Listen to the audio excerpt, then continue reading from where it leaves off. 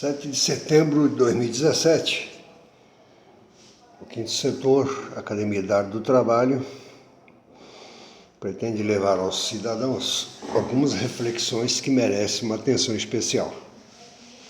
O nosso objetivo é levar os cidadãos a refletirem e pensarem sobre alguns aspectos que muitos nos preocupam e que acredito nossas sugestões, nossos comentários possam ajudar de alguma forma.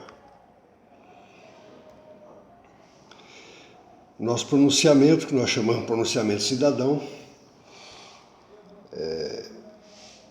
apresenta a independência do Brasil como segundo capítulo, no que se refere às dificuldades que temos enfrentado e a situação que se apresenta no aspecto do setor público principalmente. O Quinto Setor é uma instituição que congrega profissionais em conselhos, e apresenta ferramentas e soluções inovadoras, únicas no mundo, com criatividade brasileira e estudos científicos e a prática observada na sabedoria popular, cujas soluções, produtos ou serviços, ferramentas que nós desenvolvemos e temos, disponibilizamos para assegurar melhores resultados para os profissionais individualmente ou para os grupos sociais que nós chamamos, que são as instituições não lucrativas, instituições lucrativas e o próprio setor público. Primeiro, observar que, segundo a ciência, a hierarquia das necessidades de Maslow, apresentada em 1943, apresenta como necessidades básicas do ser humano 5 itens fundamentais. Normalmente se conhece como pirâmide ou hierarquia das necessidades de Maslow. Essas 5 necessidades nós priorizamos conforme a carência que a gente tenha em um dos itens. Então a base fundamental é a saúde, são as necessidades fisiológicas, que nós não controlamos. Tendo essa necessidade atendida, nós priorizamos a segunda necessidade, que é o aspecto de segurança. Seja uma residência para morar, não tomar chuva, se proteger do sol, ter um porto seguro para retornar após estarmos fora, trabalhando, viajando e assim por diante. Tendo as 2 necessidades atendidas, nós passamos a priorizar a terceira, que é o pertencimento a grupos sociais. Seja na educação, seja na família, seja no trabalho, com os amigos, no lazer, no humor e assim sucessivamente. A quarta, que nós priorizamos, tendo as 3 anteriores atendidas, é a autoestima. As 3 primeiras facilitam e possibilitam com que nossa autoestima comece a ser mais solidificada, mais consolidada, nos dando mais segurança, nos permitindo ter uma vida saudável. E, em seguida, nós passamos a priorizar a autorrealização, deixar um legado para a sociedade, nos preocuparmos com grandes inquietações que nos atingem diretamente, ou a nossa família, ou a sociedade como um todo. O mundo basicamente gira em torno dessas 5 necessidades. Se, por exemplo, a minha autoestima está muito baixa, eu vou priorizar como base da pirâmide a autoestima. Eu vou me comportar com uma autoestima baixa, eu vou procurar ou ser orientado para verificar o que ocorre em minha vida, quais caminhos eu posso tomar, que providências eu posso tomar, quais atitudes, para identificar quais são as carências que estão tornando a minha autoestima baixa. Não é preciso dizer que as grandes instituições e o próprio mundo, de certa forma, manipula parte da sociedade utilizando exatamente esta técnica, que são as 5 necessidades. Fundamentalmente, o marketing se utiliza muito desses 5 aspectos para propagar seus produtos, para aumentar a margem de vendas e assim sucessivamente. Nosso foco, quinto setor, Academia da Arte e do Trabalho, é o mundo do trabalho, suas mudanças, suas modernidades, suas alterações, suas adequações e assim por diante, né? Não é preciso dizer que na cultura brasileira existem 3 fundamentos que norteiam a vida dos cidadãos, né? Que é a fé, a família e o trabalho. Isso faz parte da nossa cultura. Quando o trabalho começa a apresentar deficiência, começa a agredir a nossa saúde, seja ela física, mental, e começa a haver um desequilíbrio, principalmente a ausência do trabalho, o próximo aspecto a ser prejudicado na vida do cidadão é a família. A ausência do trabalho, o mal-estar no trabalho, normalmente, pelo fato do trabalho ocupar, no mínimo, 1/3 das nossas vidas, do nosso tempo, então nós temos uma grande possibilidade de levar para a família as dificuldades ou as doenças que a gente desenvolva com relação ao trabalho. Sejam doenças de aspecto comportamental, aspecto mental, aspecto físico, né? Se o trabalho fica prejudicado e a família na sequência, o próximo passo é vir a ter a desesperança, a falta de crença, a falta de fé, né? Não precisa dizer que nos últimos anos a tecnologia de processos, de métodos, de sistemas, de digitalização, a virtualização, tem reduzido drasticamente as oportunidades de trabalho, né? Infelizmente, o paradigma da sociedade é uma forte dependência do trabalho apenas pelo vínculo empregatício. Basta dizer que nós temos o Ministério do Trabalho e Previdência Social, Ministério do Trabalho e Emprego, e só se divulga, só se comenta, só se dá atenção aos aspectos de emprego, de desemprego. Ou então no outro extremo, o empreendedorismo, né? Individual, o empreendedorismo pequeno e assim por diante. Pouco se fala das possibilidades quase que infinitas com relação ao trabalho remunerado, a geração de trabalho e renda. A geração de trabalho e renda, inclusive a nossa tecnologia social, ela possibilita e facilita com que as pessoas engendrem coletivamente ou individualmente atividades e atitudes que possibilitem o seu trabalho remunerado, não necessariamente na dependência do emprego. O emprego passa a ser uma das alternativas, né? O quinto setor ele está estruturado exatamente obedecida à nossa Constituição Federativa da República do Brasil de 1988, pois que a nossa finalidade desde o início do projeto há mais de 50 anos é auxiliar a sociedade a se readequar nesse novo mundo do trabalho que se avizinha já de 20, 30 anos para cá, né?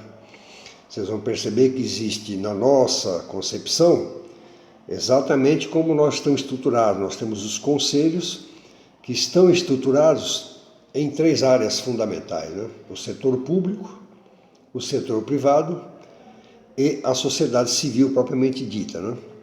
Nós localizamos na sociedade civil o Ministério Público, pois que esse é um dos grandes institutos que nós temos, previsto na Constituição, e todo mundo que acompanha a Lava Jato e outras notícias sabe da importância do Ministério Público com relação a proteger, a assegurar ao cidadão os seus direitos e cobrar, obviamente, também seus deveres. Na sociedade civil, nós entendemos que ela está, de certa forma, órfã, né? Porque é na sociedade civil que está localizado as instituições não lucrativas. Nós temos dois tipos de instituições: as OSFL, que são organizações sociais sem fins lucrativos, e as OSC, organizações da sociedade civil. As organizações da sociedade civil, de imediato, já na abertura ou após um certo tempo, elas podem comprovar a sua utilidade pública, é quando elas podem requerer a nível federal, estadual ou municipal o certificado de IP, né? Aí ela vira uma OCIP, Organização da Sociedade Civil de Interesse Público. Considerando o setor público na atualidade, nós queremos chamar a atenção para alguns aspectos. Então, na atividade, no mundo do fazer, no mundo do trabalho, que nós chamamos da arte do trabalho, é importante lembrar que a arte e o trabalho são, na verdade, a mesma coisa, né? Apenas o que ocorreu é que, com o início da era industrial, houve uma ruptura do ser humano com a natureza, além de ter a ruptura do trabalho se separar da família, né? E dentro desse aspecto, você tem dois personagens no fazer, que é pessoas de um lado e processos, métodos, forma de fazer de outro, né? E o que assegura a eficiência e a eficácia na arte do trabalho, seja na arte, seja no trabalho propriamente dito, é a harmonização entre pessoas e processos, que é o que nós vamos mais à frente lembrar. Então observem que nesse desenho, nesse diagrama que nós apresentamos, nós consideramos 3 níveis, né? E nós lembramos que o fundamental no Brasil é um problema de saúde e de gestão. É de saúde, como nós já comentamos da pirâmide das 5 necessidades, que a primeira é a saúde, é fisiológica, são as necessidades fisiológicas. E é justamente a saúde no Brasil, no setor público, que nós temos uma deficiência muito grande. Não é deficiência pelos profissionais, são outros tipos de deficiência que nós vamos enumerar. O segundo aspecto é o aspecto de gestão. É muito comum se dizer, a advocacia não é para amadores. O serviço do gari, aquele que trabalha porque gosta de fazer aquilo, que vê prazer, faz bem feito, com dedicação, também não é para amador. O trabalho de engenharia não é para amador. A administração também não é para amadores. Nós acreditamos que o que nós vamos comentar à frente, não vemos como com ingenuidade de forma alguma, mas pretendemos chamar a atenção para esses aspectos. Observem que lá na legenda, à direita, na parte inferior, nós temos uma carinha que representa que naquela definição, conforme a Constituição, existem pessoas, seja uma pessoa, seja um conselho, né? E o processo existem em todos os quadrinhos, né? Que define a finalidade de cada um deles. Seria mais um diagrama funcional. Vocês percebem que onde se fala em processo, se fala o quê? Em leis, normas, procedimentos, métodos e assim por diante. Se nós estamos ancorados, temos a nossa sociedade balizada pela Constituição Federal, então a Constituição Federal, através dela própria, de suas emendas, depois pelas leis federais e assim sucessivamente, ela permeia toda a sociedade em todos os níveis, né? Por isso que ele se faz presente, o processo, a norma, as leis se faz presente em todos os quadros. Agora queremos chamar a atenção que em alguns quadros você não tem gente, você não tem alma, você tem um processo frio que é direcionado apenas pelo processo, pelas letras, digamos assim, né? É muito comum se dizer que o presidente da República é isso e aquilo, que o presidente da República fez isso e aquilo. Primeiro que nós, a partir da Constituição de 88 para cá, para não nos alongarmos muito, nós não temos e não vamos ter, de acordo com essa Constituição, presidente da República. Vocês percebem que na República Federativa do Brasil não há pessoas. Existe apenas a Constituição Federal. Isso sendo o primeiro nível. No segundo nível, o que se percebe? Fala-se muito dos três poderes, que são independentes e harmônicos, né? E essa harmonia a gente tem uma noção nos noticiários, nos fatos, nos acontecimentos ao longo da história do que vem ocorrendo, principalmente na atualidade, né? Então nós temos o Poder Judiciário, o Poder Executivo e o Poder Legislativo, que é o Congresso Nacional. Ocorre que no Poder Judiciário, você tem ali uma carinha, quer dizer que existem pessoas responsáveis pelo direcionamento, enfim, pelas responsabilidades que demandam o Poder Judiciário. No segundo quadro, da direita para a esquerda, nós temos o Poder Executivo, que tem também uma carinha, tem pessoas, tem conselho, tem um presidente. Agora eu quero chamar a atenção o seguinte, você tem um presidente do Poder Judiciário e você tem um presidente do Poder Executivo, que erroneamente a imprensa e a maioria das pessoas entende como presidente da República, o que não é verdade. Nós temos o presidente do Poder Executivo. E na sequência, continuando à sua esquerda, nós temos o quê? O Congresso Nacional. Quero chamar a atenção que, tecnicamente, cientificamente falando, em administração, que é uma ciência, né? Quando você divide uma certa funcionalidade, ela automaticamente passa a ser um nível inferior. Então, muito se diz que o poder emana do povo e em seu nome será exercido, né? Isso precisa ser revisto.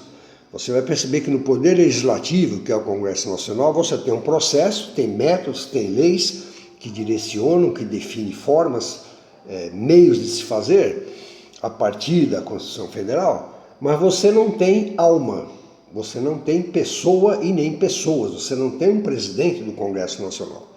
Quando foi dividido, ele passou ao terceiro nível, se tornando então duas casas, como se chama, o Senado e a Câmara, né? Então isso deve ser pensado de forma muito séria. Por último, eu quero lembrar que vocês vão perceber que do Poder Judiciário para a sua esquerda, que é o Poder Executivo, existe a tal lista tríplice, né? O Poder Judiciário faz democraticamente uma eleição interna e os três mais votados são submetidos ao Poder Executivo. Seria como se fosse um beijamão do Poder Executivo, né? Primeiro que não há na Constituição nada que diga que a lista tríplice deva ser encaminhada a alguém. O que diz é que o cargo de presidente do Ministério Público será indicado, mas não diz por quem será indicado. Então isso precisa ser revisto, nós recomendamos que se veja com muita seriedade isso. Agora, há de se lembrar que, como eu disse no início, o problema do Brasil é de saúde e de gestão. De gestão, nós estamos vendo aí, estou levando a reflexão esse aspecto. E de saúde, porque o que se percebe que vem ocorrendo, de certa forma, nos três poderes, no Brasil, de forma dita, né? Com foco maior no Poder Legislativo, porém, com a anuência, com a aquiescência, digamos assim, com a harmonia maléfica dos demais poderes. Observem que o que se apresenta de forma mais grave com a corrupção ao nível que nós temos percebido é que se trata, segundo os médicos classificam, de esquizofrenia e de psicopatia. Então o problema é de saúde. Acontece que a esquizofrenia e a psicopatia apresentam personalidades nas pessoas próprias. Como, por exemplo, são pessoas que não têm alma, são frias. Segundo, são pessoas que se dedicam ao poder pelo poder. É o poder submeter as pessoas. É o poder de poder diminuir, destratar, de comprar qualquer pessoa, porque a tendência é que o psicopata e o esquizofrênico atraiam ao seu redor pessoas com a mesma doença, com os mesmos sintomas, ou seja, com psicopatia e com esquizofrenia. Daí o casamento perfeito e chegar ao nível que nós chegamos. Ocorre que, assim como o preso, por pior que seja o seu crime, quando ele vai receber o salvo indulto, o indulto de Natal, dos dias especiais, ele se submete ao quê? Ele se submete a uma análise, né, de médicos, psiquiatras e psicólogos, para se certificar ao Poder Judiciário se ele tem condições de voltar à sociedade, se não vai pôr em risco a sociedade. Acredito que seria interessante todos os cargos públicos, sejam concursados, indicados, parcerias público-privadas, eletivos, assim por diante, antes de qualquer coisa, o primeiro fator é que deveria cada um apresentar um laudo, a exemplo do indulto, né? Um laudo de médico, psiquiatra e psicólogo, atestando que aquela pessoa não tem traços de esquizofrenia e nem de psicopatia. Isso é uma sugestão que eu acho que vale a pena pensar. Na continuidade, nós temos o setor privado, que é basicamente distribuído em indústria, comércio e serviço e suas representações. E vocês percebam que em todos os quadros você tem o quê?